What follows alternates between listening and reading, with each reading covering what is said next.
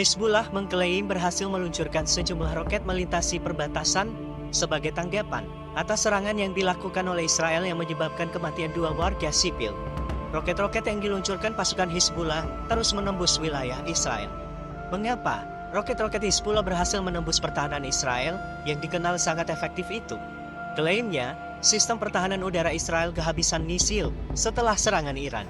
Dan dalam beberapa waktu terakhir, Hizbullah dan tentara Israel hampir setiap hari terlibat dalam pertempuran senjata. Hizbullah mengumumkan pada Minggu malam 21 April 2024 kalau pasukannya menjatuhkan drone Israel di Lebanon Selatan, yang kemudian dikonfirmasi oleh tentara Israel pada hari Senin kalau salah satu drone-nya memang ditembak jatuh oleh rudal Hizbullah.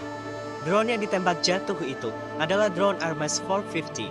Padahal Hermes 450 bukan drone kelas bawah. Hermes 450 adalah drone buatan Elbit Systems, salah satu perusahaan drone terbesar dan tercanggih di dunia.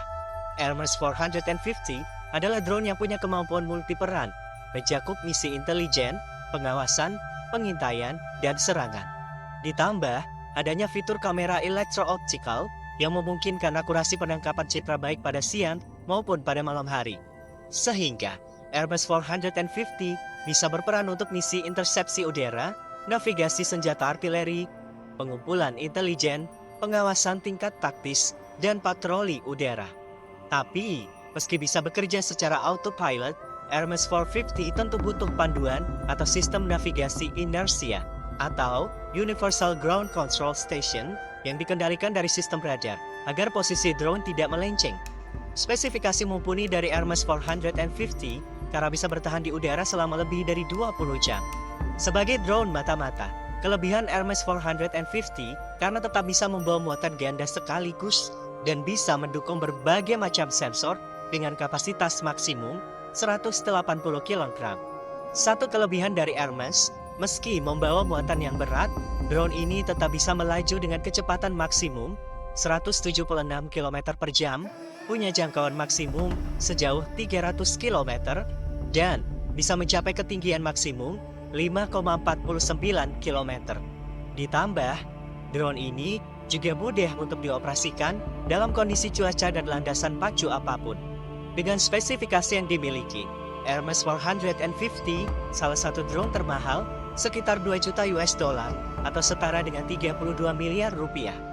Dan sangat mengherankan mengapa Hermes 450 bisa jatuh ditembak oleh rudal Hizbullah. Tapi yang lebih mengherankan lagi, senjata pertahanan yang paling canggih dan paling mahal milik Israel, Iron Dome, juga berhasil ditembus.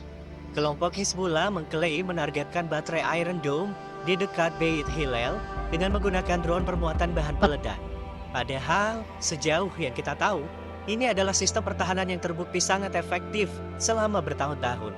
Pihak berwenang Israel bahkan mengklaim kalau teknologi militernya ini punya tingkat keberhasilan nyaris sempurna, yakni 90% dalam mencegat roket musuh. Setiap baterai Iron Dome yang diyakini setidaknya ada 10 baterai yang beroperasi di wilayah Israel punya 3 komponen. Yang pertama adalah untuk mendeteksi roket masuk. Lalu ada rudal pencegat Tamir yang diluncurkan untuk mencegat roket yang masuk di udara. Nah, yang terakhir, terdapat pusat komando dan kendali yang berisi perangkat lunak yang membuat dan mengirimkan pesan dari radar ke rudal pencegat. Jadi, sulit untuk bisa menembus pertahanan ini. Iron Dome dirancang untuk mencegat roket dengan jangkauan antara 4 km dan 70 km, yang kebanyakan dipakai oleh militan-militan di Timur Tengah. Tapi sebenarnya, ini bukan pertama kalinya Hizbullah menarget Iron Dome. Desember 2023, Hizbullah pernah menarget untuk pertama kalinya rudal andalan Israel ini.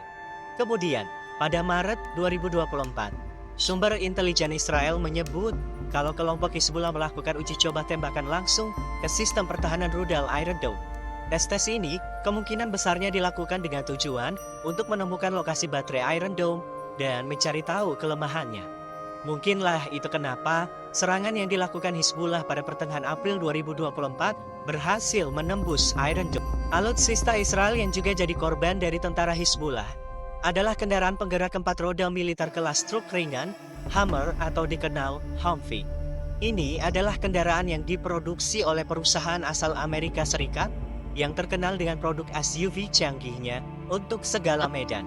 Kendaraan ini menggantikan perannya sebagian besar dulunya dibebankan ke original Jeep dan kendaraan lainnya seperti M151 Jeep era Perang Vietnam, lalu M561 Gilmore Gold. Reputasinya juga sudah tidak diragukan. Humvee digunakan secara massal dalam Perang Teluk tahun 1991, di mana kendaraan ini bisa melewati medan gurun yang berat. Akhirnya, menginspirasikan Hummer versi sipil. Total militer Israel dilaporkan telah membeli 2.000 kendaraan Hummer dari Angkatan Darat Amerika Serikat. Bahkan, kendaraan yang disimpan di pangkalan militer Amerika Serikat sudah dijual ke Israel. Kesepakatan ini dibuat untuk memperluas armada kendaraan tempur Angkatan Darat Israel secara signifikan. Tapi, dalam video yang dirilis oleh tentara Hizbullah, di mana seorang tentara menaiki kendaraan Hummer di Metula, di wilayah utara Palestina yang diduduki, Humvee dihantam roket Hizbullah. Akibatnya, kendaraan militer Zionis itu pun terbakar dan menewaskan tentara Israel yang ada di dalamnya.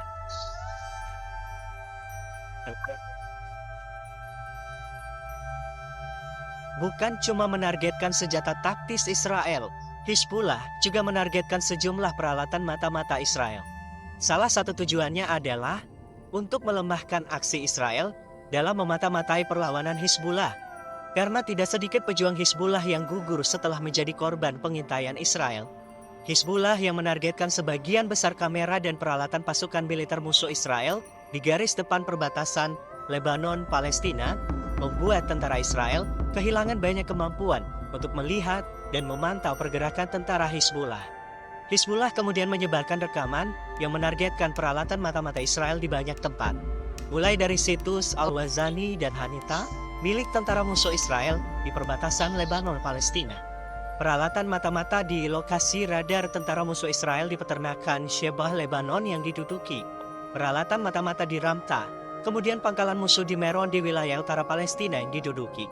Jaringan ini disebut terdiri dari jaringan kamera dan peralatan pengintai yang digunakan untuk mengumpulkan intelijen tentang pergerakan Hizbullah dan kegiatannya. Beberapa teknologi mata-mata canggih Israel antara lain adalah Pegasus Spyware yang dikembangkan oleh perusahaan Israel NSO Group. Pegasus bisa menginfeksi smartphone dan perangkat seluler dan memberikan penyerang akses penuh ke perangkat, termasuk mikrofon, kamera, dan data pribadi. Pegasus sudah digunakan oleh sejumlah pemerintah untuk memata-matai jurnalis, aktivis, dan tokoh politik. Kemudian, Blue Wolf Software, pengenalan wajah yang dikembangkan oleh perusahaan Israel Anyvision. Blue Wolf bisa digunakan untuk mengidentifikasi dan melacak orang di keramaian dan di tempat umum lainnya. Wah, udah kayak yang di film-filmnya Pop Gengs.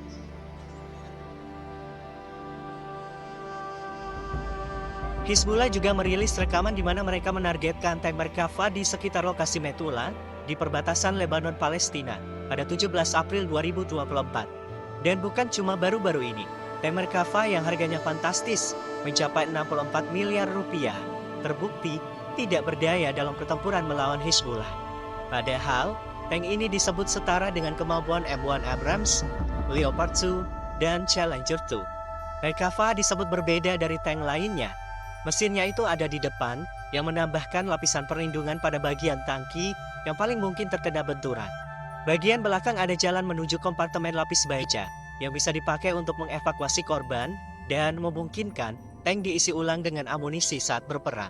Versi terbaru yang beroperasi adalah Merkava 4 yang dipersenjatai meriam smoothbore 120 mm yang kuat dan sensor pengendalian tembakan yang canggih. Tank ini juga dilindungi lapis baja komposit berlapis serta perangkat lapis baja modular yang melindungi titik-titik penting. Tapi, Hizbullah juga punya senjata anti-tank portable dan membuat panduan untuk menghancurkan tank. Antara lain mengelabui sistem perlindungan aktif Trophy di Merkava dengan menembakkan roket dari jarak dekat sebelum sistem dapat bereaksi.